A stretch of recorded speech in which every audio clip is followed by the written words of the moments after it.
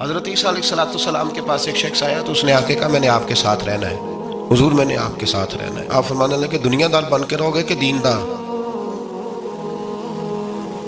کہنے لگا جی میں دیندار بن کے رہوں گا۔ فرمانے لگے دنیا کی طلب نہ کرنا ورنہ میری صحبت میں نہیں رہ سکو۔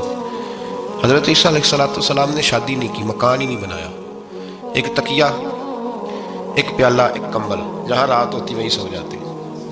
ایک دن ایک شخص کو دیکھا کہ وہ نا ڈھلان بنی ہوئی تھی، پتھر کی پہاڑ تھوڑی سی ڈھلان بنی ہوئی تھی تو نیچے لیٹا ہوا ہے۔ آپ نے کمبل بھی صدقہ کر دیا، کہنے لگے آج کے بعد جہاں ڈھلان بنے گی وہاں سو جائیں گے، کمبل کی ضرورت ہی کوئی نہیں۔ کچھ دنوں کے بعد ایک شخص کو دیکھا کہ وہ اپنے ہاتھ کا تکیہ بنا کے سویا ہوا ہے، تکیہ بھی خیرات کر دیا، کہنے لگے اس کے بغیر بھی گزارا ہو سکتا ہے۔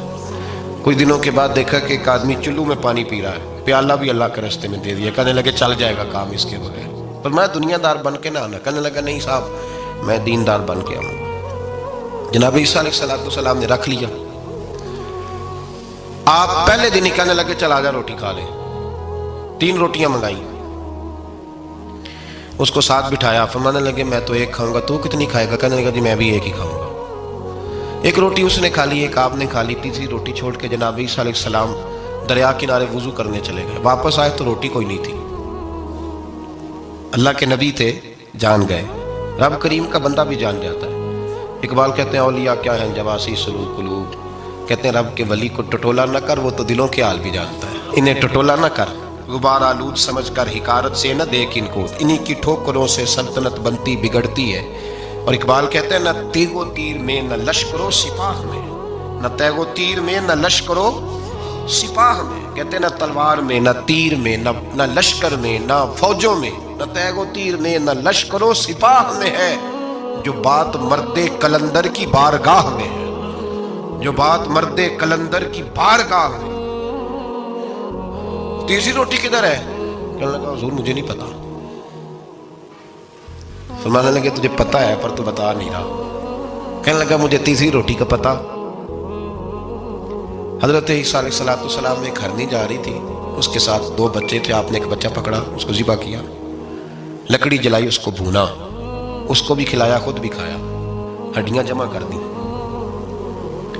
جب وہ ہڈیاں اس پہلو کو ذرا سمجھیے گا، جب کھا بیٹھے ہڈیاں جمع، وہ ہرنی بھی کھڑی ہے، وہ دوسرا بچہ بھی کھڑا ہے۔ ایک بچہ کا ذبح کر کے کھا لیا، دوسرا کھڑا ہے۔ جب پیٹ بھر لیے وہ بھی ڈکار لینے لگا سامنے، تو حضرت عیسیٰ علیہ السلام ہڈیوں سے کہنے لگے چلو اٹھ جاؤ اللہ کے حکم سے۔ ہرنی کا بچہ پھر سے زندہ ہو گیا، وہ چلا گیا، ماں اس کو ساتھ لے کے روانہ۔ فرمانے لگے دیکھ اللہ نے مجھے معجزہ دیا ہے، ہم نے کھا بھی لیا ہے اور بچہ چلا بھی گیا ہے، ہمارے پیٹ میں ہے بھی، اور اب تو بتا دے روٹی کس نے کھائی ہے؟ کہنے لگا جی مجھے نہیں پتا، نہیں پتا مجھے۔ حضرت عیسیٰ علیہ السلام اس کو ساتھ لے کے بڑھے تو دریا کے اوپر، پانی کے اوپر پیدل چلنے لگے، دریا پار کر گئے۔ فرمانے لگے تو پانی پہ چلتا رہا ہے، سارا پانی کراس کر گیا ہے تو ڈوبا نہیں، اب بتا دے روٹی کس کے پاس ہے؟ کہنے لگا نہیں پتا مجھے پتا۔ اللہ اکبر، کیا خوب لفظ کہہ گئے سجادہ نشین حضرت پیر میر علی شاہ صاحب رحمۃ اللہ علیہ، بے قدرہ کچھ قدر نہ جاتی، کھیتی خوب تسلی ہو، اے دنیا دار پجاری زردے کتے آندے گل ٹلی ہو۔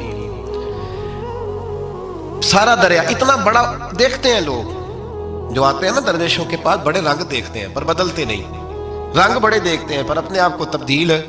او 5 فقیروں کسے نہیں مارے آئے ہوئی چور اندر دا ہو، دیکھتے بڑا کچھ ہے بدلتے نہیں۔ نہ بدلا، حضرت عیسیٰ کہنے لگے منوا کے میں بھی چھوڑوں گا، تو مانے گا۔ آپ نے نا ریت کٹھی کی، ریت